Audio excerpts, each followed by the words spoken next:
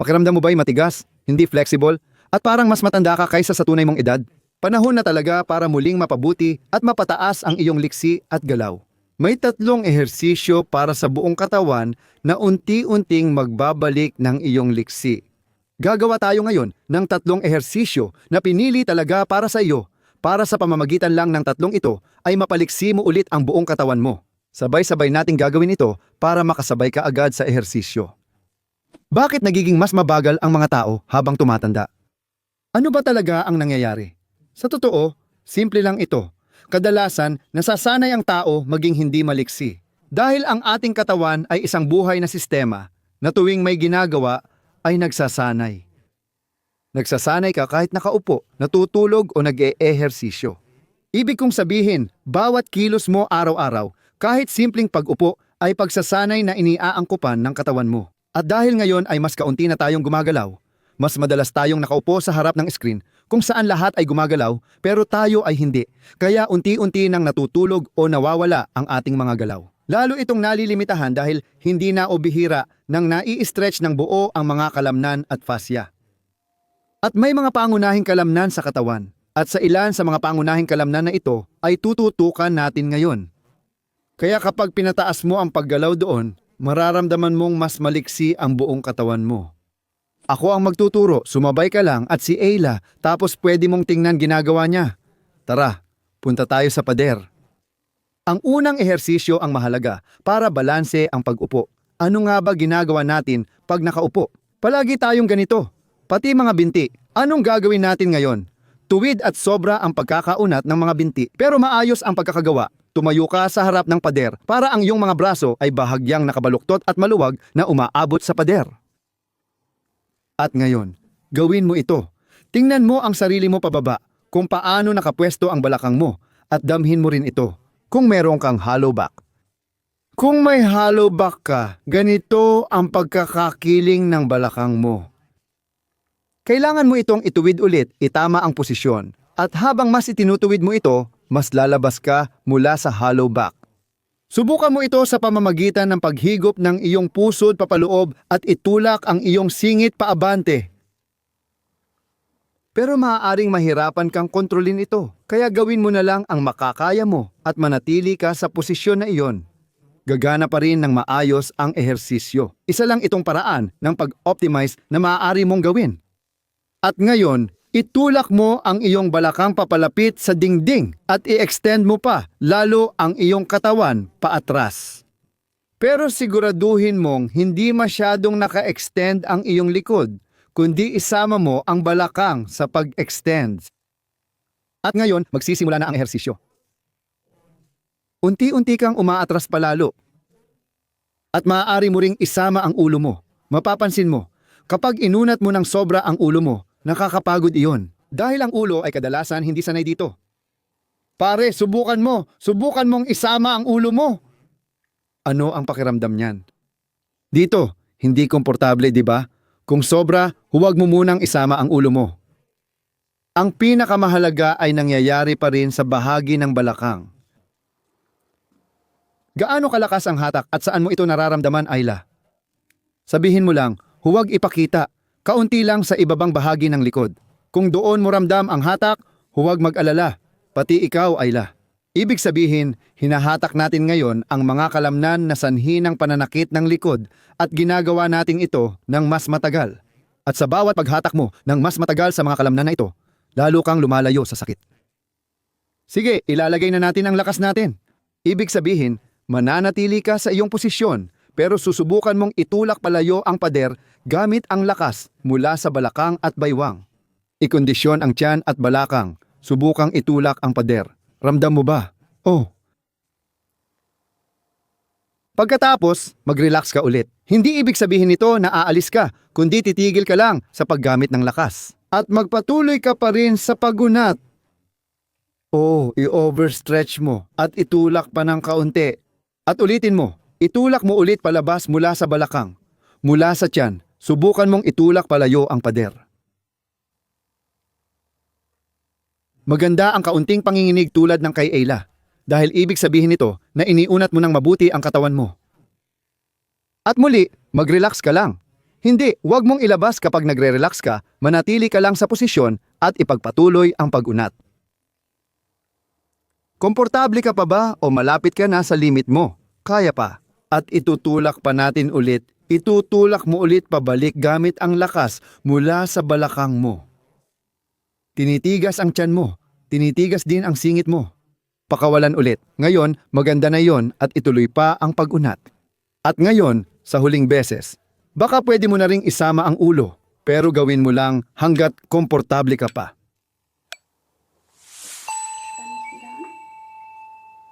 Oo, pero hanggang dulo lang. Tumayo ka ulit, lumayo sa pader, mag-effort ng kaunti, igalaw ng konti ang balakang. At baka pwede ring dumaan ka mismo. Siguro pa-cross sa camera. Tumayo ka dito sa harap, pakiusap. At nakatagilid sa camera. Sige. Ang susunod na ehersisyo, iyon ay para sa harap, pinalaya na natin ang unahan na linya. At ngayon, palalayain naman natin ang likod na linya. Ibig sabihin, iunat ng buo ang tuhod at yumuko pababa hanggat kaya mo. Gawin mo lang ito habang tuwid pa rin ang mga binti mo. Ang mahalaga, kailangan tuwid pa rin ang mga yan. Ilagay ang mga kamay sa harap, sa hita, sa tuhod o sa binti. Depende kung gaano kakababa makayuko. At saan mo nararamdaman ang hatak ngayon, pare? Dito sa likod, palaging sa taas. Sa likod ng tuhod, di ba? At hindi talaga nagpapakita. Ilarawan mo lang likod at ilalim ng tuhod. Malamang pati yun, di ba? Oh, ngayon, pakiusap mag-focus dahil mahalaga ang ehersisyong ito. Pero pwede mo itong masira kung masyado kang may pilit at sakit sa ilalim ng tuhod. Kaya dapat mong siguraduhin na nararamdaman mo pa rin na medyo komportable at nakakabuti pa rin ito para sa'yo. Nakakaramdam pa rin ng sakit. At mapapansin mo, unti-unti nang lumuluwag ulit dahil halos sumuko na ang mga kalamnan. Bumibigay na sila. Saka tayo pupunta ng kaunti pang mas malalim. Tama, pero siguraduhin palaging nakaunat ang mga tuhod. Ngayon, idagdag natin ang ating lakas na ehersisyo. Abutin mo ang likod ng iyong mga binti. Sige, hawakan mo ng maayos, pero panatilihing nakaunat ang mga iyon. At ngayon, subukan mong iangat ang iyong katawan pataas. Pero humahawak ka kasi, kaya nagkakaroon ka ng tensyon nang hindi gumagalaw. At yan ang mahalaga, na kapag nag-tension ka, hindi ka gumagalaw. Pagkatapos, mag-relax ulit at mapapansin mong mas bumaba ka na ngayon. Kaya, may dalawa tayong epekto. Mayroon tayong pagpapalakas at dagdag na pag-unat. At ulitin mo ulit, iangat mo pataas. Talagang malakas. Panatilihing tuwid ang mga tuhod. At pakawalan mo ulit at bumaba pa. Oo nga. At ulitin mo, higpitan mo ulit pataas. At pwede mong higpitan ng malakas pataas. Tuwid ba ang mga tuhod? Oo. Sige. At paluwagin ulit at medyo pababain pa ng kaunti. Oo nga. At tapos na ang oras. At dahan-dahan nang lumabas ulit. Ang galing ng ginawa mo. Ayan. Magre-recap tayo ulit saglit. Nilinis natin ang harap, nilinis din natin ang likod. At ngayon, tungkol naman ito sa bahagi ng dibdib at mga braso. At para dito, kailangan mo ng isang sulok o isang door frame. Pareho lang, sulok. Kung meron kang sulok, mas maganda. Kasi, okay din naman ang door frame. Pero mas madali ito gawin sa sulok. Tumayo ka mismo sa gitna dito at itaas mo ang mga braso mo ng tuwid sa gilid. Pagkatapos, itaas pa ng 30 degrees. Ang 30 degrees ay isang katlo ng 90 degrees, kaya isang katlo ng tamang anggulo. Heto, tingnan mo, 90 degrees ito kapag nandito ang braso. Ang 45 ay kalahati dito, mas mababa ng kaunti ang 30. Oo, tama. At ngayon umabante ka ng ganito kalayo gamit ang mga paa mo hanggang sa maabot ng mga kamay mo ang mga pader. Tigil. Sa sandaling mahawakan ng mga kamay ang mga pader o sumasayad sa pintuan ang kamay at braso. Sa anggulong ito, depende sa kung gaano kalapad ang mga pinto. Magkakaroon ka ng kontak gamit ang mga kamay mo, gamit ang mga braso mo. Kahit saan dito, hindi mahalaga ang eksaktong lugar. O sa sandaling magkaroon ng kontak, aatras ka ng isang malinaw na hakbang gamit ang isang paa. Tama, tapos bahagyang iuunat ang katawan paabante.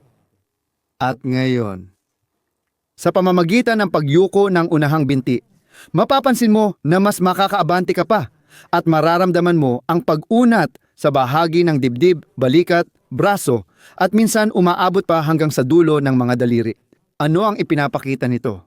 Na kung saan man maikli ang mga kalamnan, doon mo sila nararamdaman. Iyan ang mismong layunin nito. Kaya, at ngayon ipasok mo ang itaas na dulo ng iyong dibdib buto hanggat kaya mo, basta't kaya mo pa itong tiisin ng positibo. Sige, at pagkatapos maghintay ka ng kaunti at pumasok ka pa lalo. At palaging pumasok hanggat kaya mo, basta't positibo pa rin ang pakiramdam ng sakit. Linawin natin, hindi ito dapat magaan na sakit, kundi malinaw na sakit na nararamdaman mo pa ring positibo. Dahil alam mo naman, pwede kang tumigil kahit kailan, walang stress. Pero gusto mo pa ring makuha ang epekto.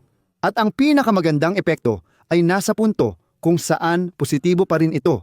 Kung saan kaya mo pang huminga ng maluwag at hindi mo kailangang magpigil ng isip o katawan. At ngayon, handa na tayo para sa ating lakas na ehersisyo. Ibig sabihin, manatili ka lang dyan kung nasaan ka, Ayla, pati na rin kayo sa bahay. At itulak mo gamit ang dalawang kamay ng pinakamalakas laban sa mga pader nang hindi gumagalaw ang katawan. Sobrang madiin ang pagtulak, mas madiin pa kaysa dati. Mas maganda ang epekto kapag mas madiin ang pagtulak. At pagkatapos, pakakawalan mo ulit ang diin at ilalapit mo ang itaas na dulo ng iyong dibdib sa kanto. Yuyuko pa ng kaunti ang unahang tuhod at papasok ka palalo. Ulitin mo. Itulak mo ng madiin gamit ang mga kamay mo. Ayla, tumutulak ka na ba? Tumutulak na ako. Oo, hindi ka nanginginig. Nanginginig ako sa loob. Sige. At bitawan mo ulit tapos ipasok mo pa ng kaunti. Oo, tama. Ang galing mo, Ayla. Kapag napansin mong mali na ang posisyon ng paa mo sa bahay o masyado kang malayo, ilapit mo ito hanggang maging komportable at maramdaman mong buo ang lakas ng pag-unat ng braso mo. Isang huling beses, itulak at idiin mo ulit ang mga kamay mo sa pader. Pagkatapos, pakawalan mo. Isa pang huli, ipasok pa ng konti, dagdagan pa. At lumabas ulit at iwagayway ng kaunti ang mga braso mo at mag-relax ka. Ang pinakamahalaga sa tatlong ehersisyong ito, dahil ito ang talagang kontra sa pag-upo, ay ang pag-unat sa pader, yung una nating ginawa. Ipakikita ko pa sa iyo ang espesyal na bagay na pwede mong gawin bilang pamparelax na pasibong ehersisyo gamit ang ating tagapagligtas ng likod. O kaya kumuha ka ng ilang libro na tamang taas at ilagay mo ito dyan. Ayla! Pagkatapos, itaas mo ang iyong balakang at ilagay ang tagapagligtas ng likod sa ilalim ng iyong sacrum. Oh, parang medyo mataas ang pagkakaayos nila, ano? Sige. At ngayon iunat mo ang mga binti mo. Tama, mapapansin mong may hatak pagkatapos. Saan mo nararamdaman ang hatak? Sa singit o sa kasukasuan? Magandang ehersisyo ito na pwede mong gawin sa gabi. Simple lang para makapagpahinga bago matulog. Kapag napapakalma mo na ang likod mo, ituloy mo lang ang ehersisyo araw-araw para sa pinakamalaking benepisyo. Abangan mo sa Sabado, palalakasin natin ang likod mo.